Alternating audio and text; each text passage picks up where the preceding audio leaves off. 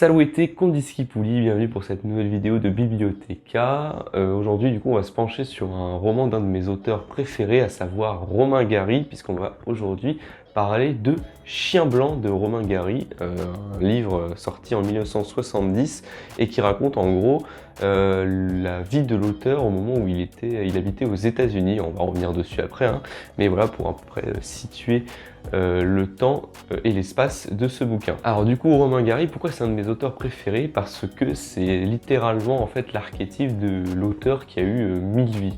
Il est né en 1914, il est mort en 1980 et c'était donc de base un immigré russe qui est venu s'installer en France et du coup de fil en aiguille, vous voyez un peu le truc venir, il devient résistant pendant la Seconde Guerre mondiale, il est compagnon de la Libération, proche de De Gaulle, proche d'André Malraux, il devient diplomate, il devient ambassadeur de la France à Los Angeles et au moment du coup où il sort Chien blanc, il habite du coup en Californie avec sa femme de l'époque qui est actrice à Hollywood qui s'appelle Jean Seberg. Du coup, pour ajouter un peu une ligne à son prestige, Romain Gary c'est le seul écrivain français ayant reçu 2 fois le prix Goncourt. Et en fait, vous allez me dire c'est pas possible parce qu'on peut gagner le prix Goncourt qu'une seule fois. Et justement, c'est une des histoires les plus incroyables du XXe siècle, enfin en France en tout cas à mon sens, puisqu'en fait, donc Romain Gary remporte le prix Goncourt en 1956 pour son roman Les Racines du ciel. Et en fait, il le remporte une seconde fois en 1975 pour La vie devant soi, sauf que en fait, La vie devant soi, il l'a publié sous un autre nom, Émile Ajar, et en fait, il a littéralement dupé les gens qui donnaient donc, le prix Goncourt, qui a donc dit, voilà, écoutez, il y a une personne qui s'appelle Émile Ajar qui a écrit ce livre, donc nous lui décernons le prix Goncourt sans se douter une seule seconde que ce Émile Ajar, c'est en fait Romain Gary qui a déjà gagné 15 ans auparavant un prix Goncourt. Et en fait, c'est un secret qui va rester gardé par l'auteur et même par des proches à lui jusqu'à sa mort 5 ans après en 1980. D'ailleurs sa mort qui est extrêmement assez théâtrale on va dire, puisqu'en fait Romain Gary se suicide à l'âge de 66 ans en 1980 pour ne pas vieillir, tout simplement. Voilà, en gros, il se dit bon, j'ai bien fait mon temps, hop, il se tire une balle dans la bouche. Voilà, ça a le mérite d'être un peu unique au monde, j'ai envie de dire. Du coup, parmi ses romans les plus connus, on a La promesse de l'aube que j'ai aussi lu et qui est vraiment excellent. C'est un roman autobiographique où voilà, en fait, il retrace tout ce que je viens de raconter de sa naissance. Jusqu'à peu près le moment où il devient diplomate dans les années 60. Et c'est vraiment un roman très impressionnant, extrêmement privé en fait quelque part. Il y a un film qui est sorti de ce roman, La promesse de l'aube, et voilà, il parle surtout de sa relation avec sa mère qui est très spéciale. Je vous laisse lire le roman pour vous faire un avis là-dessus. Et du coup, pour revenir à Chien blanc, en fait Romain Gary il a souhaité écrire un livre au moment où il habitait aux États-Unis avec sa femme, pour un peu parler de sa vision de ce qu'il a vu aux États-Unis avec donc dans les années 60, puisque dans les années 60 il y a une petite révolution sociétale aux États-Unis. Là comme ça au hasard j'ai envie de parler du droit des Noirs, de Martin Luther King, de Malcolm X, etc.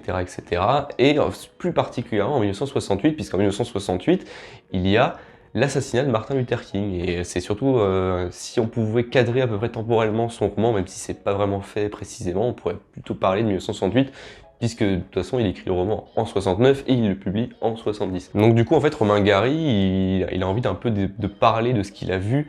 Donc il commence en parlant, en dévoilant un peu son humanisme en termes de racisme, de droits des hommes, etc. En disant que le racisme c'est la bêtise, il emploie vraiment le terme bêtise avec un grand B.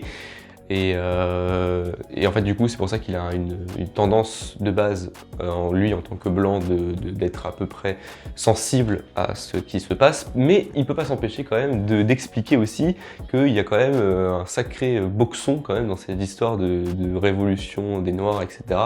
Notamment il s'appuie sur ce qu'il voit donc le plus facilement, c'est-à-dire le milieu hollywoodien, puisque sa femme est actrice dans le milieu hollywoodien, et il pointe quand même les gros abus de la part des acteurs du milieu d'Hollywood qui sont quand même relativement peu désintéressés, hein, qui en gros participent à ce genre de révolution, mais en fait pour leur propre prestige. D'ailleurs au passage c'est absolument pas quelque chose qu'on voit aujourd'hui hein, à Hollywood, avec tous ces acteurs qui se bousculent pour attirer la couverture vers eux, pour montrer qu'ils sont les plus gentils, les meilleurs acteurs du monde, par un excès de parole publique, mais bon, je digresse. Donc du coup, Romain Gary, il affirme, donc voilà, dans un premier temps que voilà, un peu la logique des choses à propos du droit, de la lutte contre le racisme, mais quand même, de l'autre côté, il dénonce quand même les abus, que ce soit donc des acteurs hollywoodiens qui sont littéralement hypocrites, hein, il le dit clairement, et que ce soit aussi du coup du côté des militants noirs qui quand même sont assez abusifs dans certaines de leurs actions, notamment ils agressent les blancs, ils rejettent donc les blancs qui leur apportent de l'aide, etc. Et d'ailleurs, en fait, Romain Gary, il prend l'exemple de sa propre femme qui est complètement empêtrée dans le mouvement, hein, qui donne des chèques, qui donne sa propre fortune pour le mouvement, mais qui en fait se fait traiter vraiment de manière assez honteuse de la part de certaines personnes du mouvement des Noirs. Ce qui est intéressant du coup, c'est le titre du roman. Comment il apporte en fait cette histoire, Romain Gary? Bah, tout simplement en parlant d'un chien qu'il rencontre, qu'il appelle ensuite Batka, qui recueille dans sa maison. Et en fait, il se rend compte que ce chien, en fait, il agresse que les personnes de couleur. En fait, quand il ouvre la porte à un livreur qui est noir, il est obligé de retenir son chien parce qu'en fait, son chien veut tuer littéralement le livreur.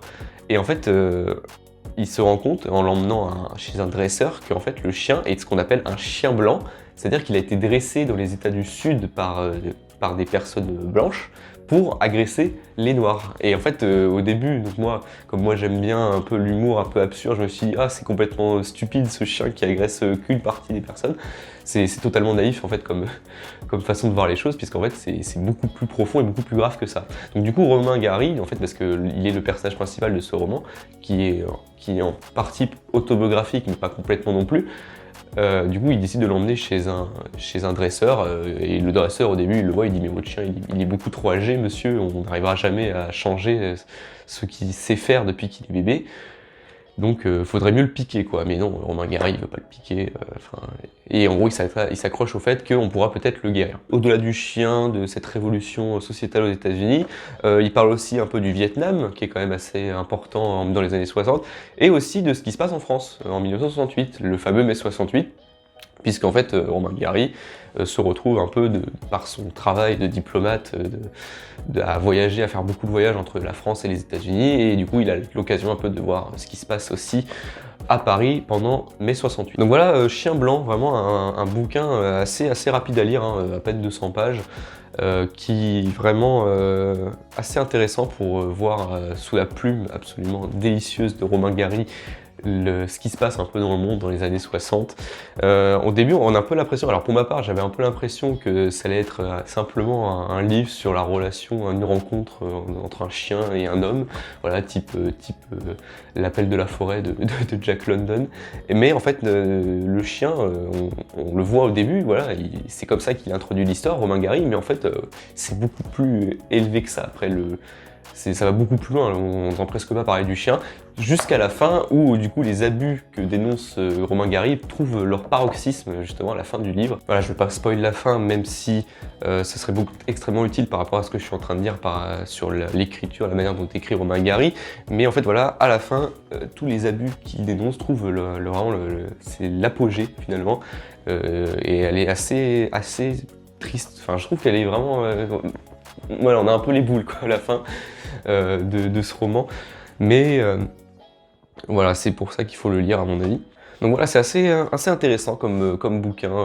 Chien Blanc de Romain Gary, en fait on se rend compte, moi ce que ça m'a fait, c'est que ça m'a fait me rendre compte qu'il y a des problèmes qu'on peut voir, des problèmes, quand on voit un problème dans une société, en fait il y a des choses qui ne changent pas. Romain Gary, il écrit son bouquin en 1970, en fait il décrit des choses qu'on peut voir chez nous en 2021, et c'est vraiment génial. Voilà, l'hypocrisie, les abus, une partie d'un mouvement qui est vraiment extrêmement honnête, très sincère, très intègre, qui veut littéralement réussir le mouvement, réussir la progression de la société quelque part, mais d'un autre côté, une autre partie qui est extrême, qui veut pas juste réussir, qui veut littéralement renverser la vapeur.